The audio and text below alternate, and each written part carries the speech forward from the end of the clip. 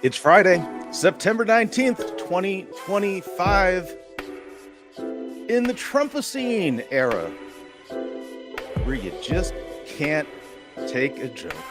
I'm Tom LoBianco. Welcome to the show. Today, coming up, we're going to have Elise Labott, longtime journalist, veteran international correspondent, foreign policy expert. She's going to be talking about what it looks like. What does it look like when you have the White House doing your late night programming? What does it look like when it's J.D. Vance live as opposed to Jimmy Kimmel? If you thought Kimmel was lame, well, wait till you get the Gestapo in there. We're not doing the other news stories right now. We're only doing this because this is the biggest story in the world right now. The country that was founded on free speech is now having a direct attack on it from the inside. From the inside. The call is coming from inside the house. All right, folks.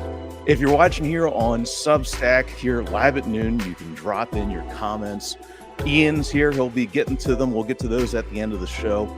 If you're catching us on the replay at 8 p.m. Eastern Time on Political Voices Network over on YouTube, drop in your comments there, and we'll get to those as well later. This is big, guys. This is really big.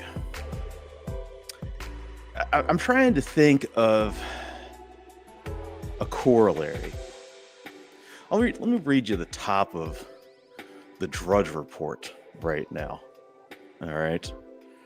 Let's look at Drudge. Report: FBI to label all trans violent extremists, Nazi-style persecution of entire group. Trump asked Supreme Court to block passport gender choice. This is big, guys. The First Amendment of our Bill of Rights is in our DNA. It's a part of who we are. It makes us Americans. Ian and I were talking before the show, and he made some very excellent points. What the hell would happen if you couldn't have Phil Hartman beating the shit out of Bill Clinton? That was like one of the funniest skits in the entire world. All right. No Will Ferrell as W, or Janet Reno for that matter. What about Dana Carvey? Does he get to reprise HW? What is this? It's shocking that we're even talking about this right now. And thank God we are talking about it. And thank you for being here. I've been a journalist for more than 2 decades, and I'm continuing to do this here. And the reason I do this is because it is foundational to our country for all of us to know what's going on. And I've been covering politics for 2 decades. And if it's a crime, or if it would be a crime to say stuff that is completely wrong, there'd be no politicians. Hell, we might not even have this problem right now. Okay, there wouldn't be a Trump or a Vance, or a Biden or a Harris for that matter. Politicians say stuff that is incorrect all of the time. That's why I do this. All right. Apologies for the Baltimore lilt. I get into it sometimes. That's where I'm from. This is big. This is really big. We've been talking about this all week. Charlie Sykes, at the start of the week, told us how important it is to speak up now. There is no more important time. Yesterday on the show, Aaron Turr from FIRE, they're doing incredible work over there. Previously, FIRE was on college campuses fighting against Biden White House efforts to censor speech. Now they're doing the same thing against Trump White House efforts to censor us. And thank God they are. We know what this is because we've seen it before. We've seen it in other countries. When I talk with sources who work overseas, they're worried about us. They're worried about what's happening here in the United States. We are the beacon of democracy. That First Amendment is what makes us America. And we export it. We export it through our principles, our example as a leader of democracy around the world. And it is absolutely astounding to think that a president would use the White House to attack us. And yet that's what's happening right now. On the text chains that I'm on, it's been frenetic for more than a week now, for more than a week. And my colleague, Julie Grace Brufke, who's up at the Capitol, working the halls constantly. She's has a great story up right now, talking about what to expect in the funding fight, potential government shutdown. She texted me Tucker Carlson, a clip of Tucker Carlson that's out there right now, where Tucker Carlson, no lefty, not by any stretch, where he says that free speech must be protected is who we are. How about this? Stephen Colbert reprising the Colbert Report last night, Jon Stewart, and Nick Fuentes, leader of America's growing white supremacist movement, all saying the same thing. Don't cancel us. Don't cancel us. Now, this is a big moment in American history. They're telling us what they want to do. It's important to note how this is happening, where the pressure points are. It wasn't the FCC that canceled Jimmy Kimmel. It was the FCC that threatened to cancel Jimmy Kimmel, and Disney, Bob Iger, that flinched and said, oh, okay, yeah, we will. Absolutely. We'll cancel him. These are the pressure points. Before I bring on Elise, I want to read from her story out yesterday at her Substack, Cosmopolitics. And do sign up for it. And if you don't already, please sign up for 24 Site News, 24sight.news. Elise is on the stack as well. And a big thanks to Substack for being a free speech platform, a place where we can do this, where we don't have to live in fear of Disney and Brendan Carr and Trump. Her story posted yesterday, Late Night with Viktor Orban. Jimmy Kimmel's suspension follows a script written in Budapest.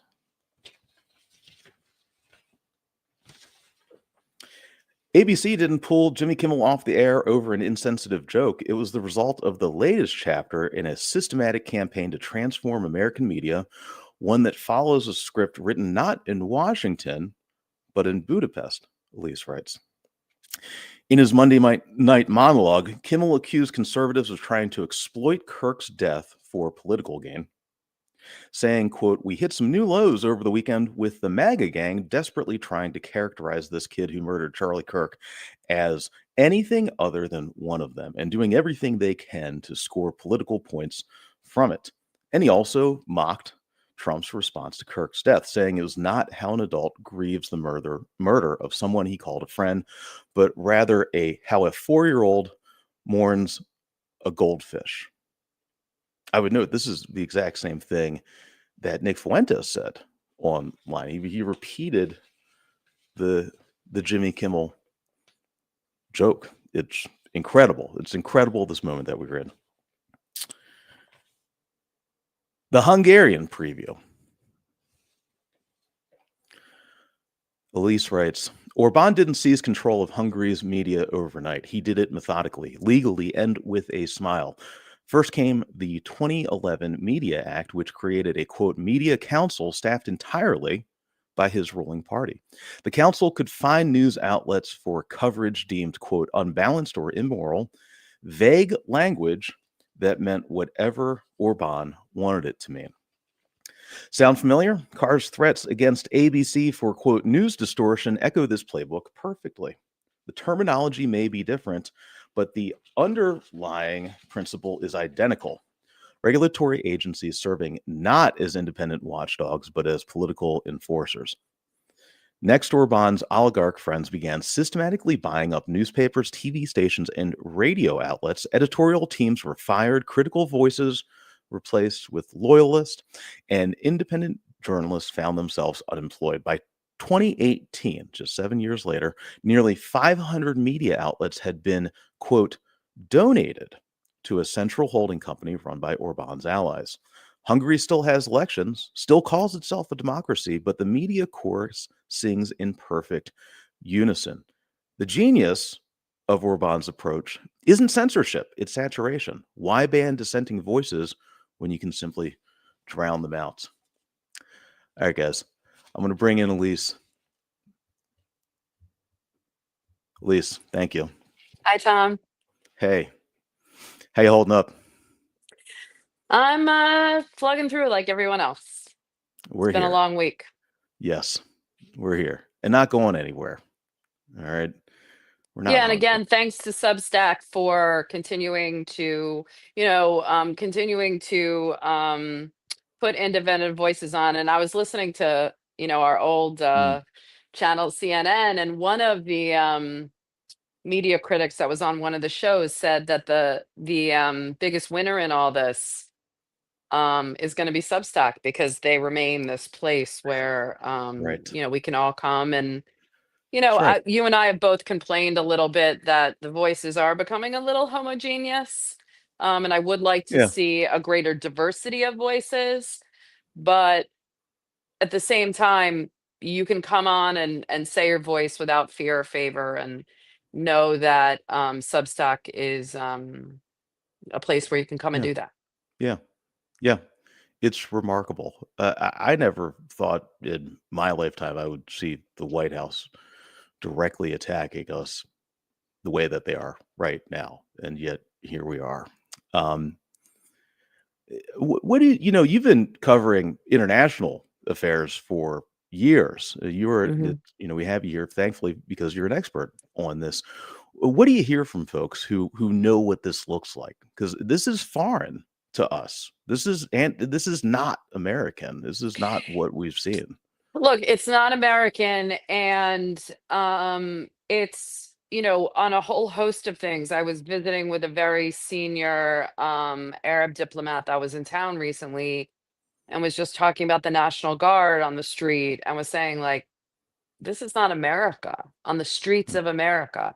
And I think it's across the board, just, and look, every president's going to come in and put their stamp on things, but there are just a few things that America stands for, and freedom of the press is one of them. And so for it to not be, look, we're free now. Okay, yeah, let's just say we're free now. yeah. Maybe we say it in quotes, Hmm, but this is what autocratic regimes do. They put pressure on through using instruments of the state. And so when we talk hmm. about, and I do encourage, selfless, shameless self-promotion, I do encourage you to read Cosmopolitics all the time, but Please. read this piece on Orban, and you can see I've written about, this Mm, is the third piece I've written about Orban in the last few years. Why?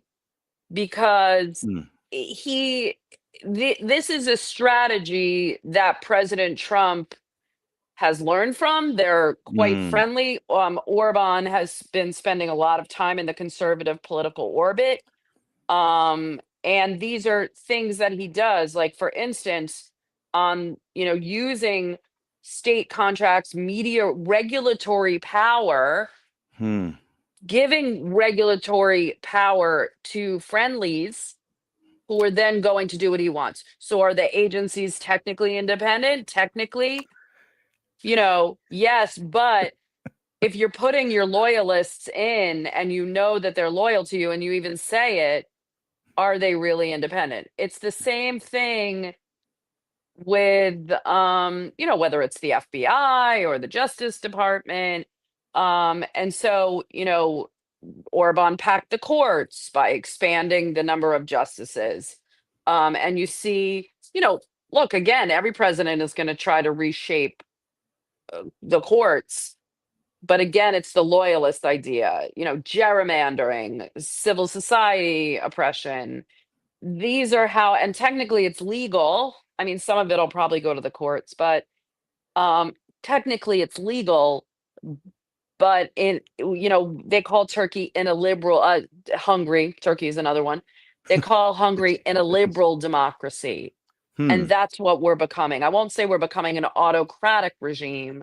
Yeah. I'd say we're becoming in a liberal democracy. And I think, folks, if you're not already signed up for Elise's Substack, please head over to Cosmopolitics, sign up.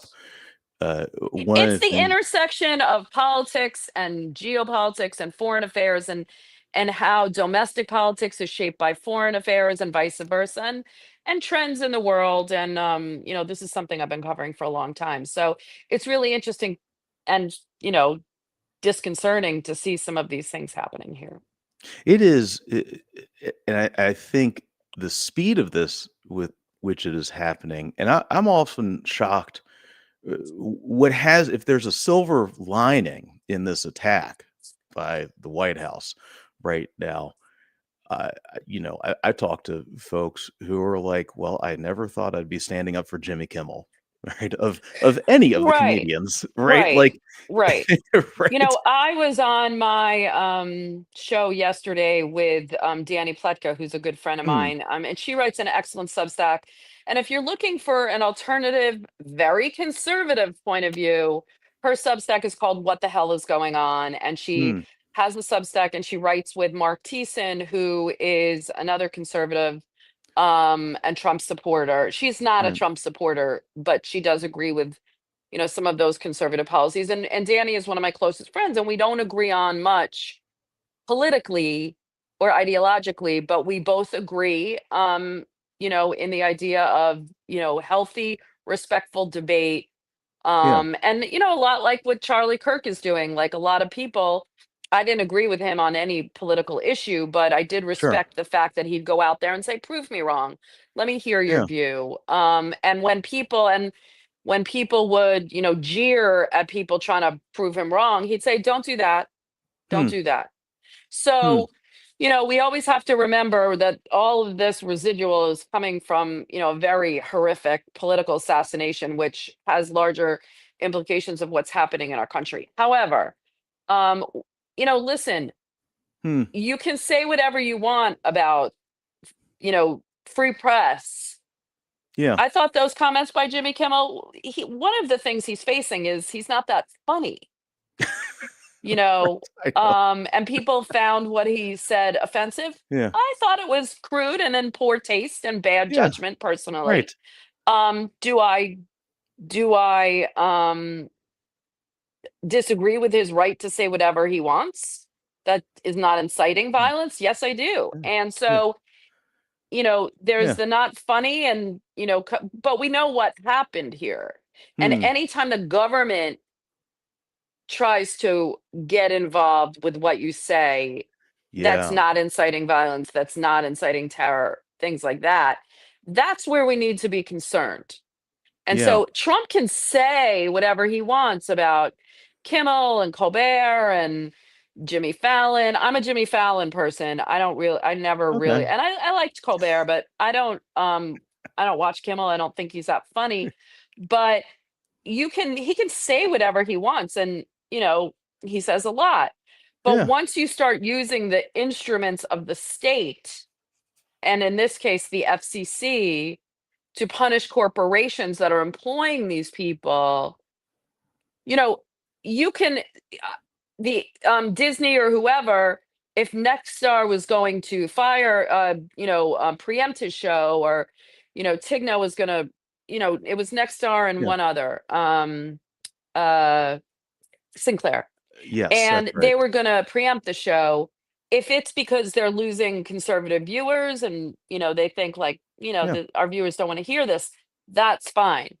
But Right. that's not what happened. What Right. happened is the FCC threatened licenses, mergers, things like that, using the instruments of the state. And that's where, you know, that's an autocratic, illiberal Right. thing that, you do in Turkey, you do in Russia, you do in Hungary.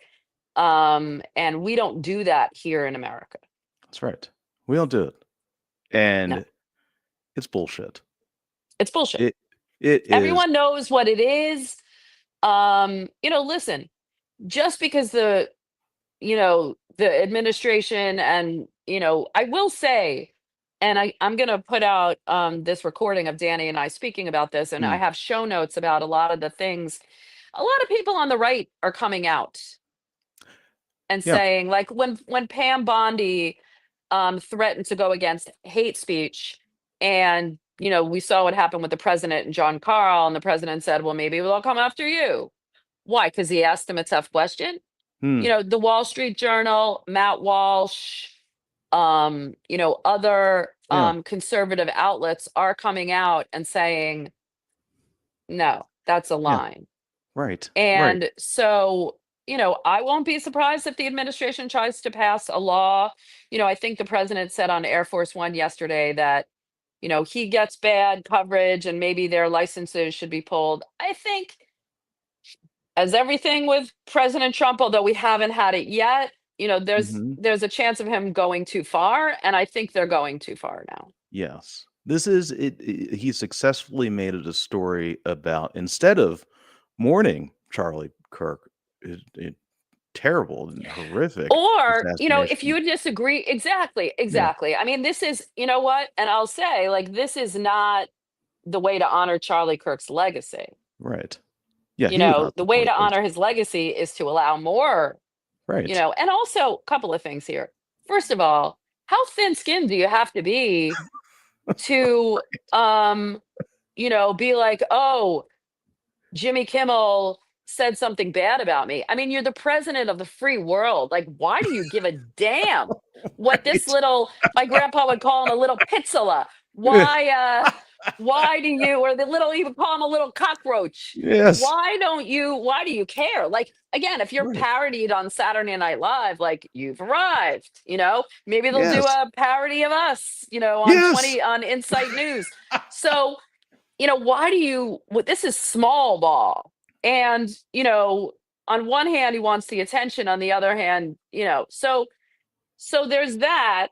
Yeah. And, instead of, he could have canceled, we're talking about cancel culture, right? He Yeah. could have canceled Jimmy Kimmel like that by just saying how poor taste it was. How do you know what I mean? And it Yeah. was poor taste. And, Sure. the first boss that hired me at CNN, Frank Sesno, was on with Dana Bash yesterday on CNN. Hmm. And he said he agreed, he said the same thing. I thought it was in really poor taste. I don't think you Yeah. celebrate someone's death. I don't think you joke about it. Right. You don't have to say anything. Yeah. And it wasn't funny. Right. So he could have been more effective in having people vote with their remote, is my new phrase. Yes. Absolutely. Yeah. It's beyond ironic. It's just ridiculous. But back It's to the whole yeah. Orban autocratic thing. I mean, this is what he did. Everything about Hmm. Project 2025, and Orban, he's very involved in Trump's kind of policy planning.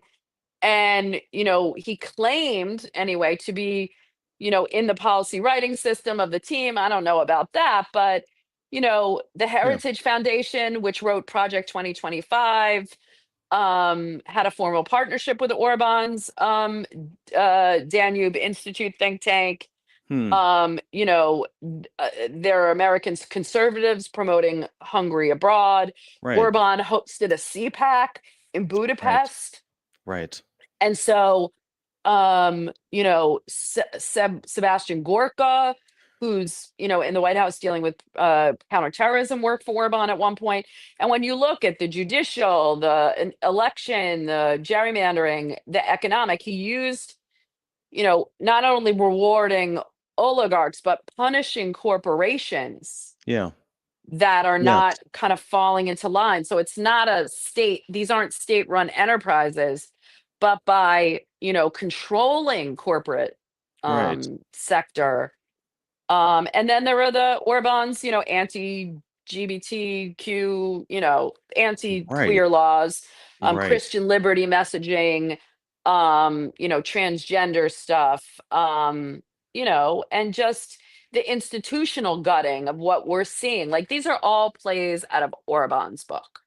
And, folks, if you're just So I joining us, really think it's yeah, important that we see the parallels.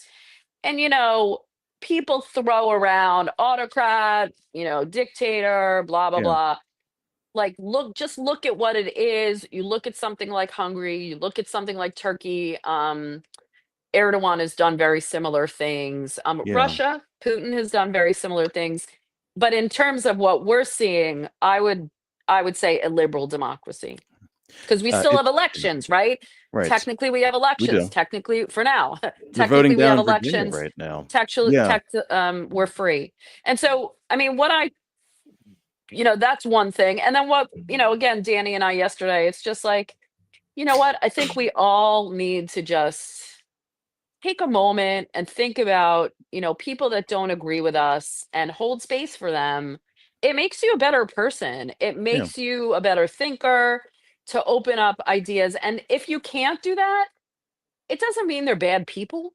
It Right. doesn't mean we have to dehumanize. I just think we're our own used enemy. I like to say that when President Trump was elected the first time, he he injected a flesh-eating disease into the media and to the Yeah. civil society, and we're destroying ourselves from within. Yeah. We don't need to fall for Yeah. this. Hop in here real quick. Folks, if you're just joining us, I'm Tom Lobianco. You can drop your comments here. If you're live with us on Substack, you drop your comments and Ian will gather those up and we'll get to those in a little bit. Here now is Elise Labott. She writes the Cosmopolitics Substack. We're talking about what is coming from the Trump White House. What are they doing? Right. So, what is happening? And the answer is that it's this guy named Viktor Orban. Now, I suspect a lot of folks don't know who that is. All right. I suspect this is, we are used to the extent, most folks pay attention to politics. It's domestic politics. A lot of folks really are just learning about this right now. Elise, who is Orban? Where did he come from? What is what did he do? How did he do this? Well, so he's the prime minister of of Hungary. Hmm. And he was elected, once and then lost election. Hmm. And then kind of came back to power. Um and it kind of, again, those parallels. He said, I'm never going to be out of power again. And so Hmm. he had this whole period until he was elected again that he's like, I'm never going to lose power again. I, Um yeah, go something I ahead. want to bring up that you when you write about this, and I think here are a lot of people might not know this. And Biden, when he left office, he warned of this. He warned of the growing oligarchy, and he put it on the Silicon Valley tech the broligarchy, so to say. And that is true, right? I mean, one of the biggest ones right now, the person who is trying to become America's media oligarch is a man named Larry Ellison, who's the founder of Oracle. It's a big tech company. They're the ones that his son is the one who bought up CBS and Paramount. They're trying to buy CNN right now as well, and potentially even TikTok is the reporting here. And if you look at that, I mean, that is how they will stifle speech and independent journalism and the free press. That's true. Just go back to Urban for a second. I mean, Yeah. he started as this anti-liberal communist in the 80s and the 90s. He was prime minister Hmm. until, 2002, I think. And then he kind of moved to the center right. And the Hmm. turning point was in 2002 when he lost elections and he said the country can't be in opposition. And he kind of spent all these years kind of gaming his comeback. And so when he came back with this two-thirds majority in parliament in 2010, he's like, I'm never leaving again. Yeah. So he could be elected and elected and elected and elected, but if you're kind of moving the system around you, Hmm. you're Yeah. gaming the system. Again, like this a liberal democracy. I think, we need to start thinking in these terms, took control of the media through regulatory issues, targeted civil society through these kind of foreign agent laws. I Hmm. think we're going to see some civil society type laws. And again, where's the leadership in Congress? Great question. And you know what? Excellent I don't question. agree that Larry Ellison should take over CNN and war. I don't believe in these big conglomerates. I mean, Yeah. economically, it makes sense, I guess, but it doesn't make sense for a thriving civil society and democracy, Right. Right. It is astounding to behold. especially when Larry Ellison is kind of not unfriendly with the administration. And also, Yeah. the whole thing about all of this is, you know, um, again, creating this permanent crisis atmosphere, Hmm. which is something Orban did also. Enemies like the migrants, the LGBT, the Soros, the EU, like that's what Orban did. We can see the parallels here. So I feel like the parallels are very. We can almost see what's going to happen, right? Let's look Yeah. for NGO laws. So maybe Hmm. some of these laws targeting NGOs, media laws, Hmm. creating these permanent crisis. Are we at war? Those kind of things. Interesting. Hmm. It's important to note that this didn't start after the Charlie Kirk assassination. This has been going on throughout the entire administration, attacking journalists, attacking news outlets, Attacking lawsuits. them, but like, look, again, putting pressure on them Yeah. and putting pressure on, when Zaslav took over CNN through the Warner Brothers Discovery merger. I'm saying we, like we're still at Sure. CNN, but Yeah. they did go more towards the center. They were very under Zucker Yeah. kind of heavily. And I'll say, Yeah. all media was responsible for getting Trump elected. Then he got elected and he told them to piss off. Like everyone Yeah. thought, oh, well, we covered him so great. We're going to be in the catbird seat now. And Trump told them to piss off. And Yeah. then they decided, oh, we gotta go against him. Mm. So, That you know I what? don't want to Yeah. say that, look, we know how kind of insecure, low EQ, low emotional intelligence, all these things. The Hmm. media has to take its responsibility for where we are now. Yeah. Um, I don't think even it is true that when Trump does something that's semi good or not so bad or whatever, whatever, Mhm. it's true that he doesn't get credit, I think. Yeah.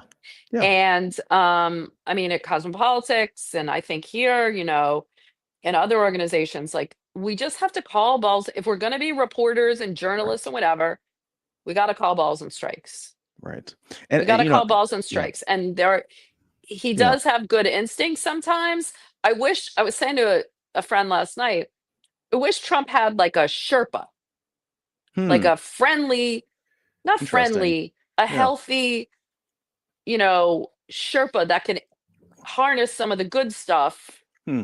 that those instincts, and kind of push away, the bad and the bad people that are around him. And, let's be honest, like he's a vessel for a lot of people's bad and dangerous Yeah. ideas.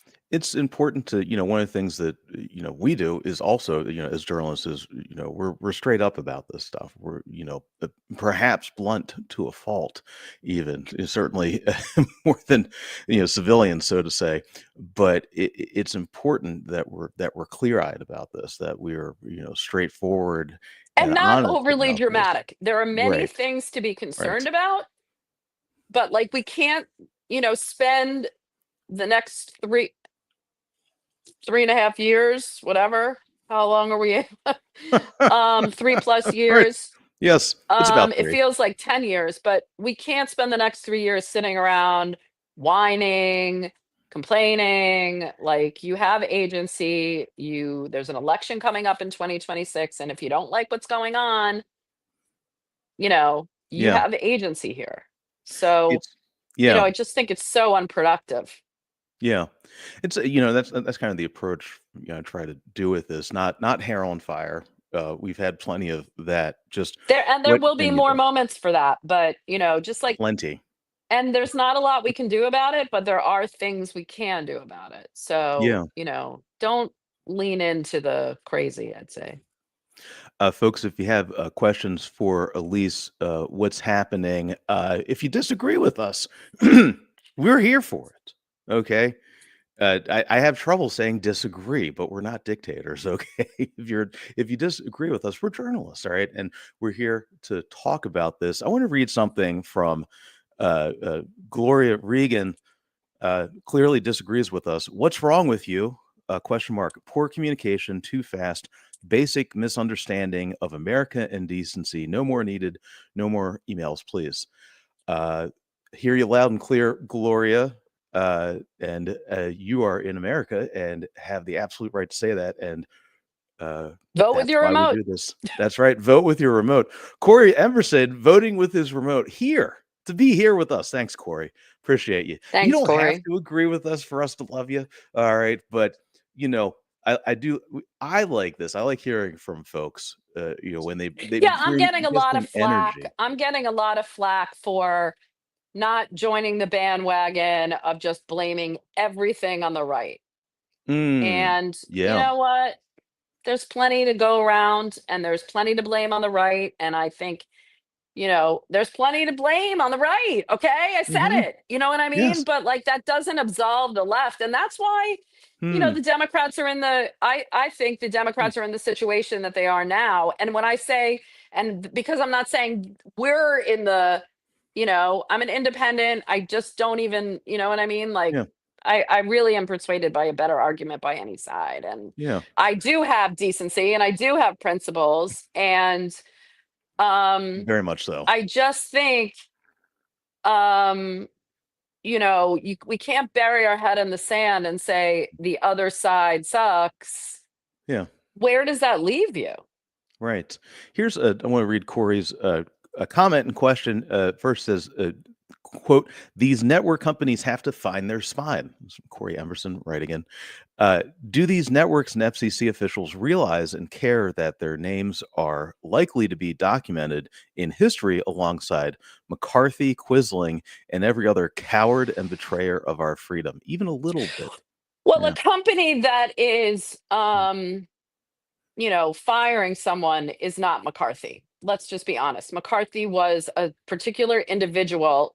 It's Hmm. McCarthy. It's succumbing. I would call it succumbing to McCarthyism. Hmm. Okay. Yeah. Where we're just kind of um, giving into the fear and the threats and the pressure. They don't their idea of using their spine, Corey, is sticking to their shareholders, what's best for the shareholders and what's best for the share. And I'm not saying I agree. I'm just Yeah. telling you how I see it. What's best for the shareholders is to get these mergers through, is to keep our license, and we're going to do what we need to do. I do Yeah. think actually if Jimmy Kimmel apologizes for what he said, maybe they'll bring him back. I don't know. Hmm. I thought it was in poor taste. I would apologize if I were him. Not Yeah. not so that he could come back, but I mean, look, but then there's the idea that like, comedians should be able to just poke fun at political Yeah. poke fun at the politics Uh, of the moment, yes. and that Yes. comment that Trump made was also ill-timed and about the Uh, ballroom and whatever. yeah. If you can't make fun of an American president, then we're not America Right, right, anymore. This is the right, most American thing in the world. right. Ripping on, I mean, my God, I grew up on Monica Lewinsky jokes. All right, like you know, this is like this is my formative years from the left, from the right, from the Right, shock jocks, you right. Blue name it. dress and everything. Yes, of She's course. turned it around though. Oh, absolutely. Yeah. Remarkable too, to see think back on that, how the Clintons went after her and all that. Certain now I will note this is different. I think this is, one of the things that we have to be very clear about here, which is, it's one thing to engineer a PR campaign. It's one thing to put public pressure out there. It's a different thing to use the force of the federal Yeah. government to No, I threaten. mean, you can't, you know, what they're doing is not illegal. It's not dangerous. I don't think it's, I think, you want to go after someone, go after the social media companies. Hmm. Yeah. Great point. But you know what? Yeah. The social media companies, fine. Like, go after their algorithms and you need to get them to be more responsible. Hmm. We're the ones writing that shit on social media. So, you know what I That's mean? right. Like, it's just the platform. Yeah. This is guys, we're gonna wrap it up here in a little bit. But find Elise, where can we find you? Where do we You find can your find me work? on Substack at Cosmopolitics or also at cosmopolitics.news. I'm on Twitter, Blue Sky, LinkedIn. Feel free to connect. I'd love to hear from everybody. Well, LinkedIn is social media is one of the strangest things I've ever experienced, I but think here we LinkedIn are. is great. I really Yeah, like it. And I think yeah. it's slightly more respectful. That's right. I think, Twitter is, I don't do Twitter that much anymore. Substack in the notes and stuff has become a Yes. nice, feature. Um, I don't, I don't do. I'm not here for Mecha Hitler. Okay, that was a Twitter not too long ago. I do love Substack. I think they're doing really great work. Where yeah. we can have these discussions And like the this. good thing about Substack is there are so many good writers from different points of view. I mean, if you Yes. follow me on Substack, you'll see I read a lot. I read a lot from the left. I read a lot from the right. I read some food. I read some, other things too. But you really can get a good, diet of thoughtful people from across the political spectrum, and I think it's really healthy.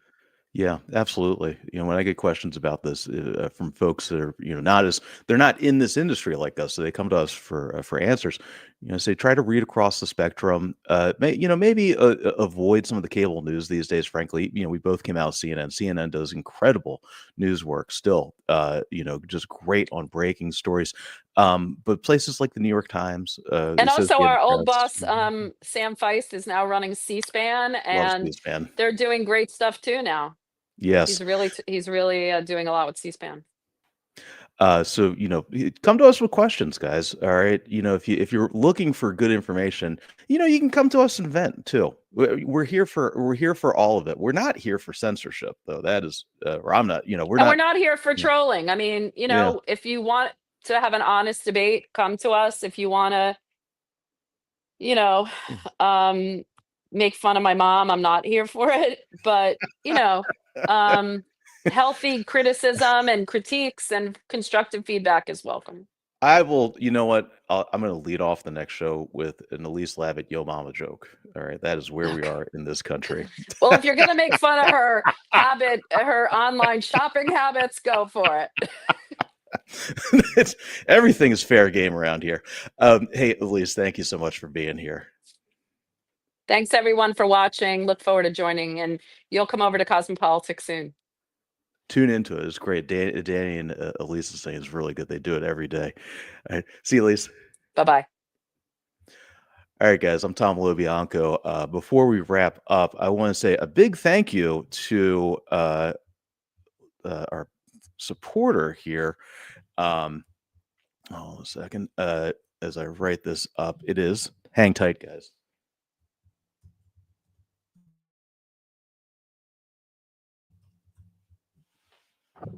Okay. Before we head out, I want to say a big thank you to Manoj at Project Manage My Move. His support supported great folks. Beth Solomon, thank you so much.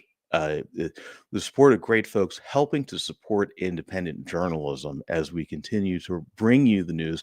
We bring you a lot of varied voices too.